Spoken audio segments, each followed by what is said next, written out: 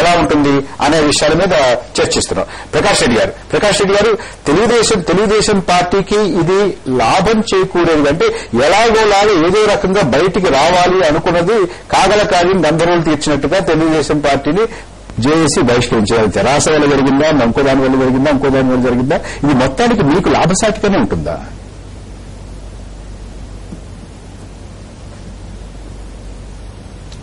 ప్రకాష్ రెడ్డి గారు,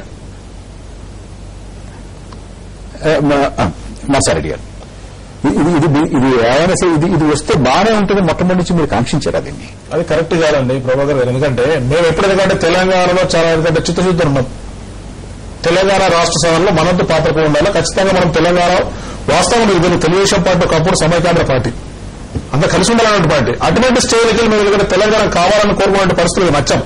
కాబట్టి మా చిత్తశుద్ధిని మీరు ఎవరు చింతించాల్సిన అవసరం లేదు. ఇది కోదండరామ్ గారి ప్రజలు అర్థం చేసుకుంటున్నారు. తెలుగుదేశం పార్టీ ఇంతకన్నా లెక్కం చేయలేదు. కాస్త దీనివల్ల ఇంతో అంత మీకు స్వేచ్ఛ వచ్చింది. ఇది కావాలని కోరుకున్నారు మీరు. కొంతమంది కోరిసారి నేను కోరుకోలేదు. మేము ఏంటంటే స్వేచ్ఛ ఎందుకంటే మేము ఆల్రెడీ జేఎస్లో ఉండే పని చేయాలన్నటువంటి ఆలోచన ఇష్టం. అయితే మేము కూడా అనుకున్నాం ఎందుకంటే ఇప్పుడు కేసీఆర్ గారు ఎందుకంటే తెలంగాణ రావాలని కోరుకుంటున్నటువంటి వ్యక్తి కాబట్టి అలా పార్టీ కూడా దానికోసం పుట్టింది కాబట్టి ఆయనకి ఎక్కువ పడుతుంది. వాస్తవంగా కూడా మేము వెళ్లిపోతానని మమ్మల్ని కలుపుకోవాల్సిన పరిస్థితి ఉంది. ఇప్పుడు అదే కనుక నిజమైతే నర్సారెడ్డి గారు మీరు ఏ అడగాలంటే మీరెవరైనా మమ్మల్ని బహిష్కరించడానికి మేము అంతా కలిసి పెట్టుకున్నాం, మేము ఉంటాము అని మీరు మీరు మళ్లీ జేఏసీలోకి వెళ్లి కోదండరామ్ బహిష్కరణ చేయడం అనేది తప్పు. ఆయన బహిష్కరణ చేయడానికి ఇది మాది, ఇది మా సొంతది, మా సంస్థ అని మీరు మళ్ళీ వెళ్తారా? అంటే జేఎస్ అనేది ఎవరు సొత్తు కదండి. జేఎస్ అనేది మీకు తెలుసు అన్నీ అర్థంలో ఉందా? ఎవరు కలిసిన జాయింట్ యాక్షన్ కమిటీ అది ఎవరైనా వాళ్ళు చేయించుకున్నది. సరే ఇప్పుడు ఫాలో ఏంటంటే పార్టీలకు అతీతంగా రాజకీయాలు జెండాలు పక్కన పెట్టి వస్తామని చెప్పి ప్లాట్ఫామ్ ఏర్పడేస్తున్నారు. వాస్తవం ఏంటంటే వినోద్ గారు అంటే ఎందుకంటే ఇలా మనం ఏర్పడేస్తున్నాయి కదా గ్రామాల్లో కూడా ఎందుకంటే జేఎస్ అని ఎక్కడెక్కడ జనాల్లో వెళ్ళిపోయింది. ఇలా మనం అందరూ కలిసినట్టుగా తెలంగాణ ఉద్యమం కోసం ప్రతి ఒక్కరు పాటుపడి తెలంగాణ సాధించుకోవాలని లక్ష్యంతో తెలుగుదేశం పార్టీ కూడా మనం ఖచ్చితంగా సాధించుకోవాలి ఉండాలని చెప్పి ఆలోచనతోనే మేము వచ్చినాం.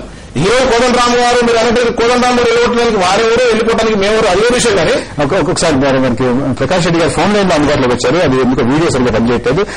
ప్రకాష్ రెడ్డి గారు నా మాట వినపడుతుందా మీకు? ప్రకాష్ రెడ్డి గారు నా మాట వినపడుతుందా? ప్రకాష్ రెడ్డి గారు, ఇది మొత్తానికి కాగల కార్యం గందరగోళం తీర్చినట్టుగా మీరు ఎలాగా వెళ్ళిపోదామని అనుకుంటున్నారు. అయితే రాత్రి మిమ్మల్ని బహిష్కరించారు కాబట్టి మీకు ఎంతో అంత స్వేచ్ఛ వచ్చింది, పర్వాలేదు అనేటువంటి ఉద్దేశంలో ఉన్నారా? కరెక్ట్ కాదు సార్. అది మేము ఎప్పుడు కూడా జేఏసీ నుండి విడిపోవాలని మేము ప్రయత్నం చేయలేదండి. రెండోది ఏంటంటే మేము చాలా స్పష్టంగా మొదటి నుండి చెప్పినాం. జేఏసీ కోదండరామ్ గారు కలిసిన సందర్భంలో కూడా ఇది కావాలి అని చెప్పి ఒక పార్టీని కార్నర్ చేసే పద్ధతులు చేయడం కరెక్ట్ కాదు. ఉద్యమం ముందుకు పోవాలంటే అందరం కలిసి ఉండాలి అని చెప్పి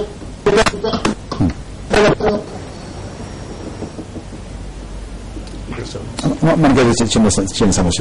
వినోద్ గారు, మాకు వెళ్ళిపోవాలని లేదు, నాకు ఉండాలని ఉంది. మేము నిబద్ధతతో ఉన్నాము. మా నిబద్ధతను ఎవరూ ప్రశ్నించడానికి సరిపోవట్లేదు అనేటువంటి మాట చెప్తున్నారు. ప్రకాష్ రెడ్డి గారు చెప్తున్నారు, నర్సారెడ్డి గారు చెప్తున్నారు. ఇప్పుడు మంచిదే కదండి. ఇప్పుడు రానున్న రోజుల్లో కూడా తెలంగాణ ఉద్యమం వాళ్ళు నడపగదని వద్దంటే కదా జేఏసీ అనేది ఒక నిర్ణయం తీసుకుంది.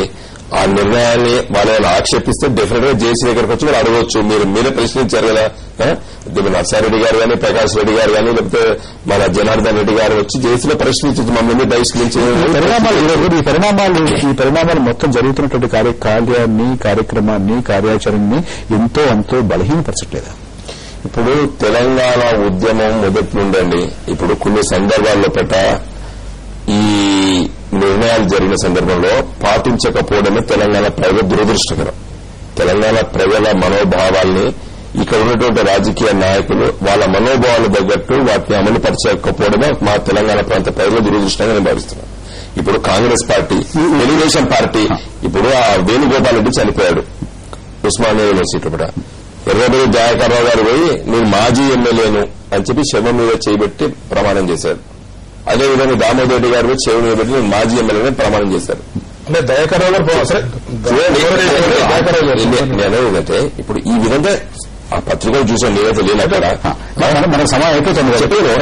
చివరిగా మొత్తం ఈ పరిణామాలన్నిటి యొక్క ప్రభావం అటు తెలంగాణ ఉద్యమం మీద, తెలుగుదేశం పార్టీ మీద, కాంగ్రెస్ పార్టీ మీద, జేఏసీ మీద ఎలా ఉంటాయి? తప్పనిసరిగా దీని యొక్క విశ్వసనీయత, దీని సమైక్యంగా ముందుకు తీసుకోవడం, దాని మీద తప్పకుండా ఇది నీళ్ళ నీడలో ప్రసరిస్తుంది. అంటే వినోద్ గారు నిష్కామ కర్మగా వెళ్ళి టీఆర్ఎస్ ఈ వ్యవహారంలో ఏమీ లేదని వారు ఎంత చెప్పినప్పటికీ కూడా ఈ నిర్ణయం వెనుక టీఆర్ఎస్ యొక్క ప్రాబల్యం స్పష్టంగా కనిపిస్తుంది.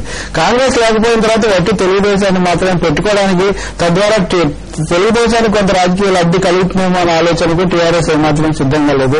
అదే సమయంలో టీఆర్ఎస్ తెలంగాణ గుత్తాధిపత్యం ఆమోదించడానికి ఇతర పార్టీలు కూడా సిద్ధంగా లేవు. అందుకని ఇంతకుముందు నేను చెప్పినట్టుగా రెండు ప్రాంతాల మధ్య సమస్య అన్నది పక్కకు పోయి ఒకే ప్రాంతంలో ఉన్నటువంటి వివిధ మూడు ప్రధాన పక్షాల మధ్య ఇది అవుతుంది.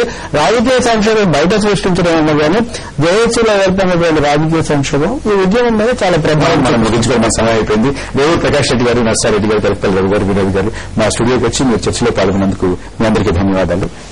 నమస్తే ఆంధ్రప్రదేశ్.